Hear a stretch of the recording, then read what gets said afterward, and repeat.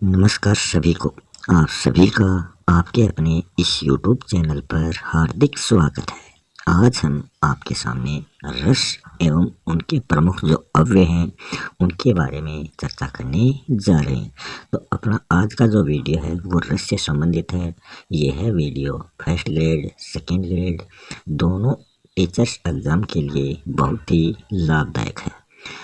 तो शुरू करते हैं आज का वीडियो। रस का जो अर्थ होता है वो होता है आनंद, कि जहाँ हम आनंद प्राप्त करते हैं वही क्या है, रस है। काव्य के आस्वादन के समय सहृदय या फिर श्रोता जो सुनने वाला होता है उसको प्राप्त होने वाली आनंदात्मक अनुभूति ही रस कहलाती है। कि जो श्रोता कुछ रचनाओं को सुनता है तो उसके हृदय में आनंद की अनुभूति होती है, तो वही उसका रस कहलाता है। रस संप्रदाय के आदि आचार्य भरत मुनि जो नाट्य शास्त्र के रचयिता माने जाते हैं, उनका एक सूत्र है, वो है तत्र विभावानुभाव व्यवचारी संयोग दृश्य निष्पत्ति है। तो ये इनका एक सूत्र है, तत्र विभावानुभाव व्यभिचारी संयोग दृश्य निष्पत्ति। तो ये रस संप्रदाय के आदि आचार्य भरत मुनि माने जाते हैं। आचार्य रामचंद्र शुक्ल ने रस के बारे में कहा है कि जिस प्रकार आत्मा की मुक्तावस्था मुक्त धन अवस्था दीर्घ स्वसंधि है, मुक्तावस्था ज्ञान दशा कहलाती है, उसी प्रकार हृदय की जो मुक्तावस्था है वो रस कहलाती है। कि आत्मा की मुक्तावस्था तो ज्ञान दशा और हृदय की मुक्तावस्था रस कहलाती है। ये आचार्य रामचंद्र शुक्ल द्वारा रस की दी गई परिभाषा है। रस के बारे में आगे आचार्य विश्वनाथ क्या कहते हैं कि वाक्यम रसात्मक काव्यम। तो ये आचार्य विश्वनाथ द्वारा रस की परिभाषा दी गई है।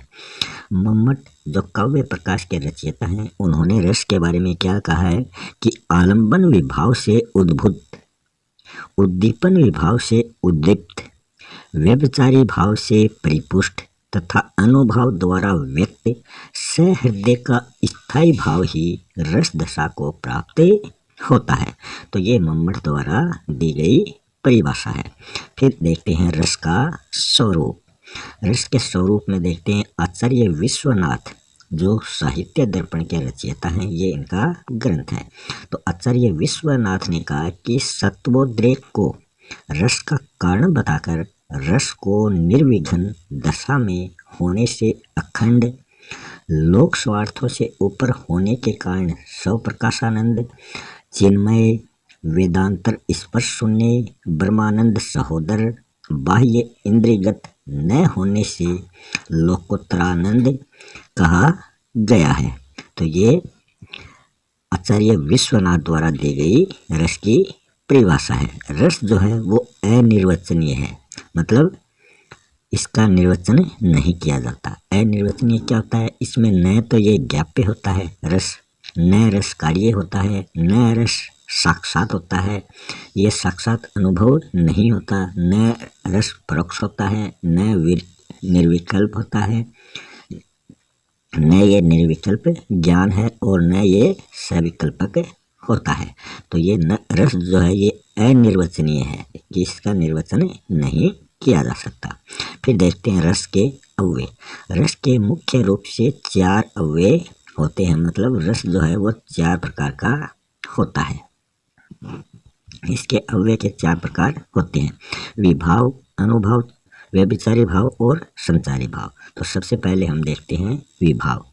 विभाव क्या होता है, वे व्यक्ति या पदार्थ या बाह्य कारक जो सहृदय के भावों को जागृत करते हैं वही विभाव कहलाते हैं। कि ये बाह्य कारक होते हैं जो सहृदय के भावों को जागृत करते हैं, यही विभाव कहलाते हैं।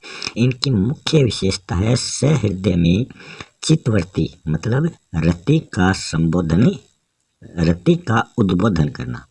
तो रति का ये उद्बोधन सहृदय के हृदय में करते हैं और स्थायी भाव को रसा स्वादीय बनाना इनका प्रमुख कार्य होता है। भाव का जो विषय है वो आलंबन और भावों की वृद्धि जो करने वाला कारक है वो उद्दीपन कहलाता है। तो ये इसके दो भेद हैं विभाव के, आलंबन और उद्दीपन। आलंबन को आलंबन व आश्रय दो भागों में बांटा गया। जो आलंबन भाव है, आलंबन विभाव है, उसको दो भागों में बांटा है, आलंबन और आश्रय। जैसे प्रेमी कृष्ण के लिए राधा जो है वो तो क्या है, आलंबन है, और जिसके हृदय में भाव उद्दीप्त होते हैं, राधा के लिए किसके हृदय में भाव उद्दीप्त हो रहे हैं, वो कृष्ण के हृदय में भाव उद्दीप्त हो रहे हैं, तो आश्रय क्या है, कृष्ण है। तो कृष्ण आश्रय और आलंबन राधा, जिसको देखकर भाव उद्दीप्त हो वो आलंबन होता है। आलंबन राधा की जो चेष्टाएं होती हैं या उद्यान का जो सौंदर्य होता है वो उद्दीपन विभाव के अंतर्गत आता है। जैसे राम जो है मतलब विषय को रूप निहारती जानकी, राम को रूप निहारती जानकी, इसमें वो जिस आश्रय कौन है, आश्रय है जानकी मतलब सीता, और राम जो है वो विषय है। फिर इसका दूसरा अव्यय है अनुभाव। विभाव हमने देख लिया, अब देखते हैं अनुभाव। अनुभाव में क्या होता है कि सहृदय द्वारा भावों को महसूस कराने वाले विकार या चेष्टाएं या स्थितियां जो होती हैं वो अनुभाव कहलाती हैं। कि सहृदय द्वारा भावों को महसूस कराने वाले विकार, चेष्टाएं, स्थितियां ही अनुभाव कहलाती हैं। ये भावों के पश्चादवर्ती होती हैं। कार्य रूप और सहृदय के लिए ये कारण रूप होते हैं। इनके मुख्य रूप से चार रूप माने जाते हैं। अनुभव के कितने रूप होते हैं, चार होते हैं। कायिक, इसको आंगिक भी कहा जाता है, सात्विक, मानसिक और आहार्य या वेशभूषा, ये चार इसके रूप हैं। कायिक या अंगिक में क्या होता है, इसमें आश्रय जो होता है उसकी चेष्टाएं आती हैं, जैसे कृत्रिम अभिनय, संवाद, लज्जा, कटाक्ष, मुस्कुराना आदि भाव जो है वो कायिक या अंगिक अनुभाव के अंतर्गत आते हैं। फिर सात्विक भाव में क्या आता है, आहार्य की जो स्वाभाविक 8 प्रकार की चेष्टाएं हैं, सात्विक जो है ये 8 प्रकार का होता है, इसमें 8 प्रकार की चेष्टाएं होती हैं।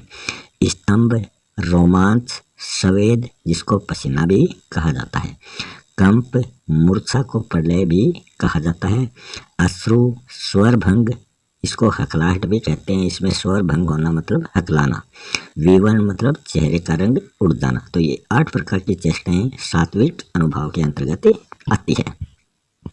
मानसिक अनुभाव में क्या होता है, बिना चेष्टा के अंतःकरण की प्रवृत्ति से उत्पन्न स्थितियां मानसिक अनुभाव के अंतर्गत आती हैं। जैसे प्रमोद मतलब प्रसन्नता, अवसाद मतलब दुख। तो ये मानसिक चेष्टाएं हैं, ये बिना चेष्टा के ही अंतःकरण की मतलब हृदय की प्रवृत्ति में उत्पन्न हो जाती हैं। आहार्य या फिर वेशभूषा, इस अनुभव में क्या होता है, भाव या अनुभव को प्रकट करने के लिए आश्रय द्वारा पहने जाने वाली कृत्रिम पोशाक जो है वो अनुभव आहार्य या वेशभूषा के अंतर्गत आती है। कि जो भी वो आश्रय ड्रेस पहनता है वो आहार्य के अंतर्गत आती है। फिर है संचारी या व्यभिचारी भाव। स्थायी भाव जागृत होने के बाद, जैसे स्थायी भाव जग जाते हैं तो उसके बाद उसकी पुष्टि के लिए अल्प समय तक मतलब थोड़े से समय तक ये रहते हैं। इनका समय बहुत कम होता है। इनकी कुल संख्या जो होती है वो 33 होती है।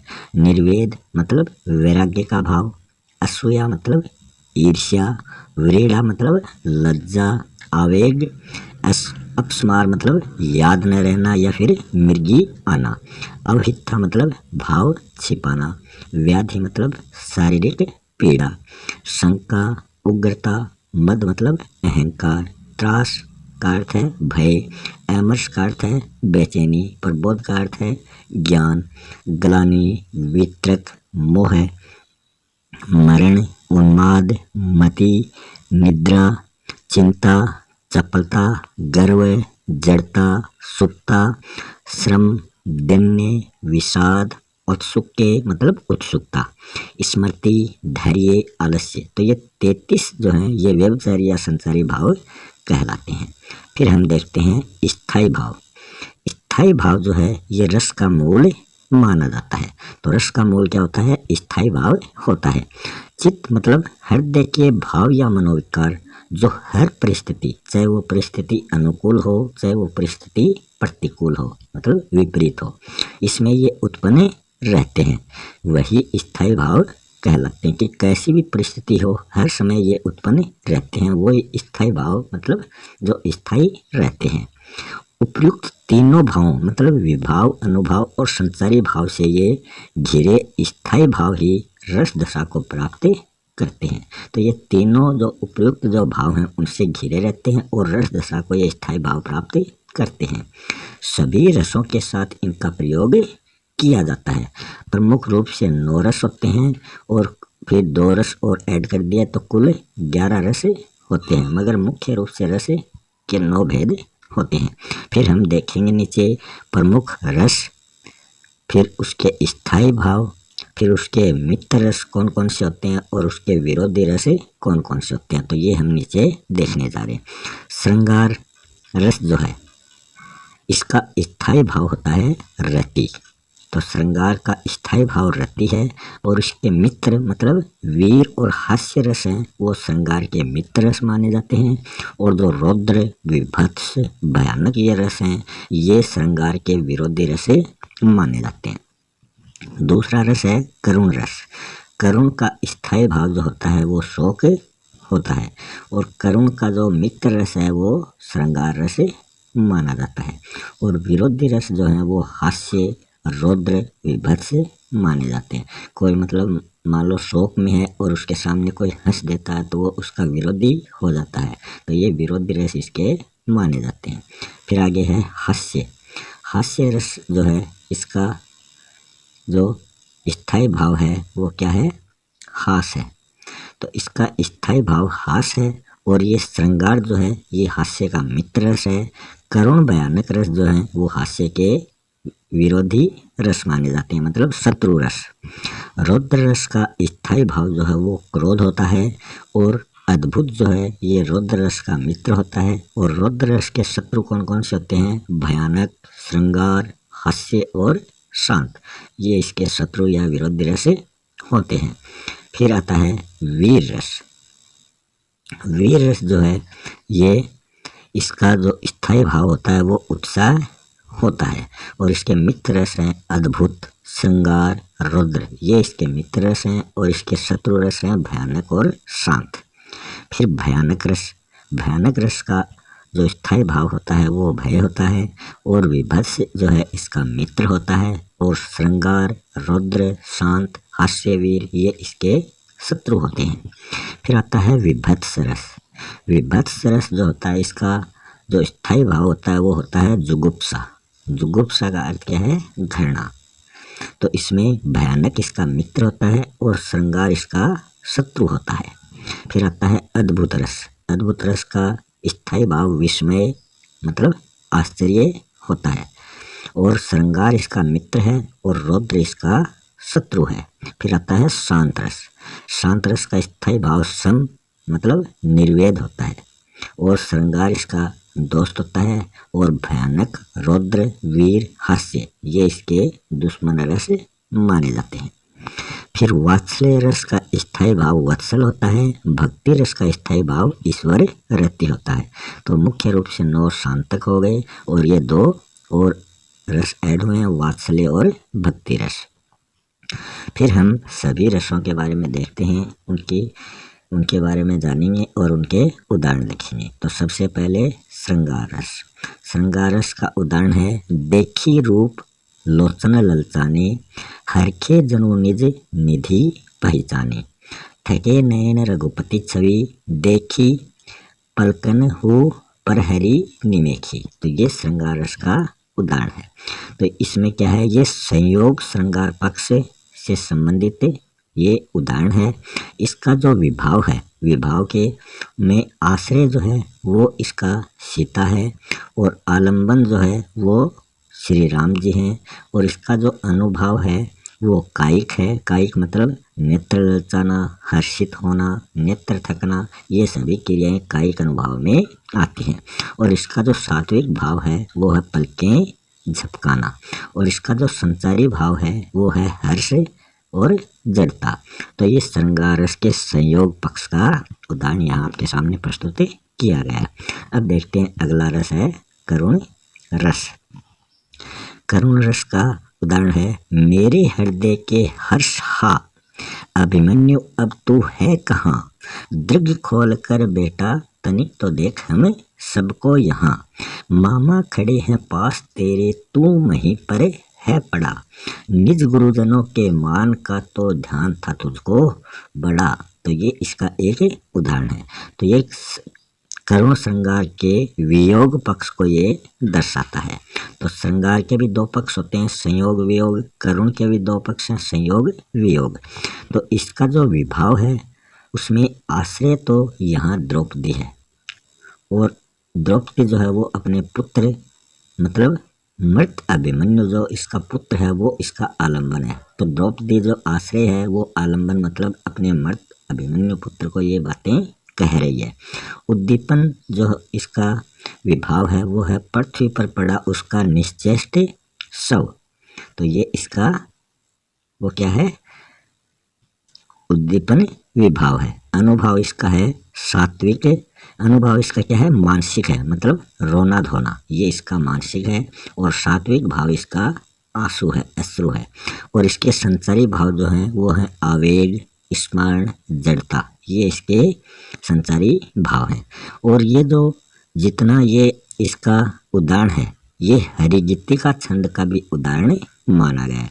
इससे पहले हमने एक वीडियो छंद पर प्रस्तुत कर दिया है, उसमें बताया गया है कि हरिजित्तिका छंद में कितनी मात्राएं हैं। 28 मात्राएं होती हैं, 16 12 पर यति होता है। तो इसकी भी 28 मात्राएं हैं, 16 12 पर यति है। तो ये हरिजित्तिका छंद का प्रयोग इसमें किया गया है। फिर है हास्य रस। हास्य रस का उदाहरण है हंसी हंसी भाजे देखी दुल्हा दिगंबर को, पाहुनी जे आवे हिमालय के उत्साह में, कहे पद्माकर सो काहू सो कहे, का कहा जोई यहाँ से देखे सो हंसे तहाँ राह में। तो यहाँ किसकी बात हो रही है, यहाँ भोले शंकर जो हैं शिव उसकी बातें हो रही हैं। वो दूल्हे के वेश में आ रहे हैं और लोग उसको देख देख कर हंस रहे हैं। यहाँ जो विभाव है वो आलंबन विभाव है। इसमें आलंबन कौन है, आलंबन इसमें शिव है, आलंबन इसमें शिव है। और आश्रय इसमें जन मतलब लोग हैं। उद्दीपन इसमें क्या है, विचित्र अंग भंगिमा जो शिव ने बना रखी है वो उद्दीपन है। और इसका जो अनुभाव है वो है कायिक। कायिक में हंसना भागना, मतलब शिव को देखकर कोई हंस रहा है, कोई उससे डर कर भाग रहा है। संचारी भाव इसमें है हर्ष और चपलता। फिर है रौद्र रस। रौद्र रस का उदाहरण है अधर्त सब गही गब अति, गही रावण को काल। इसका विभाव जो है वो आलंबन जो है वो तो है इसका रावण, आश्रय भी इसका कौन है, रावण है। उद्दीपन इसका है अपमान और अनुभाव इसका है कायिक। कायिक मतलब होश चबाना। और इसका संचारी भाव जो है वो है गर्व, आवेग, अमर्ष। तो ये रुद्र रस का उदाहरण है। फिर आता है वीर रस। वीर रस में जो वीर होते हैं वो 4 प्रकार के वीर बताए गए हैं। युद्ध वीर जो विपक्षी होता है, दानवीर जो होता है वो याचक होता है, धर्मवीर जो होता है ये धर्मक्षेत्र से संबंधित है, दयावीर जो होता है ये दीन दुखियों से संबंधित होता है। तो सबसे बड़ा जो वीर बताया है वो दानवीर को बताया गया है। मैं सत्य कहता हूँ सखे, सुकुमार मत जानो मुझे, यमराज से भी युद्ध में प्रस्तुत सदा मानो मुझे। तो यहाँ जो विभाव है वो कौन कौन से विभाव हैं, इसमें आलंबन जो है वो तो कौरव है, उद्दीपन जो है वो कौरवों का चक्रव्यूह है। और इसका जो अनुभव कायिक है वो है अभिमन्यु की ललकार, अभिमन्यु ललकार रहे हैं। और इसका जो संचारी भाव है वो है गर्व, आवेग, उग्रता। तो ये वीर रस का उदाहरण है। फिर है भयानक रस। भयानक रस का उदाहरण है हाहाकार हुआ क्रंदन में, कठिन कुलिस होते थे चूर, हुए दिगंत बधिर भीषण व बार बार होता था, कि बधिर भीषण व बार बार होता था क्रूर। तो ये इसका उदाहरण है भयानक रस का। इसमें जो विभाव हैं, विभाव के 4 प्रकार बताए थे, उसमें आलम्बन जो है, आलम्बन में आ गया प्रलय, आश्रय में आ गया इसके कवि हृदय, कवि का जो मन है वो आश्रय है। उद्दीपन में आ गया झंझावत, भयंकर बादल, और अनुभव में आ गया कायिक, कायिक मतलब हाहाकार, क्रंदन, बधिर, ये सब कायिक के अनुभव में आ गए। इसका संचारी भाव जो है वो है मूर्छा, चंचलता, विकलता और त्रास। आगे है विभत्स, विभत्स रस। विभत्स रस में क्या होता है कि सिर पे बैठो काग, आंख दो खात निकारत, खींचत जीभ ही सियार अति, आनंद उर धारता, गिद्ध जांग को खोदी खोदी करे मांस उपारत। तो ये उदाहरण विभत्स रस का है। इसमें जो विभाव है वो आलम्बन तो है युद्ध भूमि, आश्रय जो है वो है दर्शक जो देखने वाले हैं, उद्दीपन में आता है आँख नोचना, जीभ खींचना, और अनुभव के अंतर्गत आता है नाक सिकोड़ना, कांपना, और संचारी भाव के अंतर्गत आएंगे व्याधि, अपस्मार, आवेग। तो ये संचारी भाव के अंतर्गत आते हैं। फिर अगला जो रस है वो है अद्भुत रस। अद्भुत रस का उदाहरण है अखिल भुवन चर अचर सब, हरिमुख में लखी गाथ। तो यहाँ जो विभाव है आलम्बन, तो आलम्बन यहाँ कृष्ण है, आश्रय कृष्ण की माता यशोदा हैं, और उद्दीपन विभाव यहाँ कृष्ण के मुख में चर अचर उसकी माता द्वारा देखा जा रहा है। अनुभव के अंतर्गत सात्विक में आएगा स्तंभ और रोमांच, अवाक, संचारी और सुख के हर्ष, चंचलता, भ्रांति, त्रास। तो ये सभी इसके संचारी भाव हैं। तो अनुभव में सात्विक और अवाक है, और संचारी भाव में ये हैं उत्सुक के हर्ष, चंचलता, भ्रांति और त्रास। अगला रस है शांत रस। शांत रस का उदाहरण है हाथी न साथी न घोड़े न गांव, न ठाव को नाव बिले हैं, तात न मात न मित्र न पुत्र न बिता, न अंग के संग रहे हैं। तो ये शांत रस का उदाहरण है। शांत रस में विभाव के अंतर्गत आलम्बन जो है वो क्या बताया गया है सांसारिक वैभव को, उद्दीपन बताया गया है शरीर के साथ सब कुछ छूट जाना, अनुभव में आंगिक और मानसिक चेष्टाएं बताई गई हैं, और संचारी भाव के अंतर्गत शंका, प्रबोध, सुक्त बताया गया है। और ये जो शांत रस का उदाहरण है ये मालती सवैया छंद का उदाहरण भी माना जाता है। फिर आगे है वात्सल्य रस।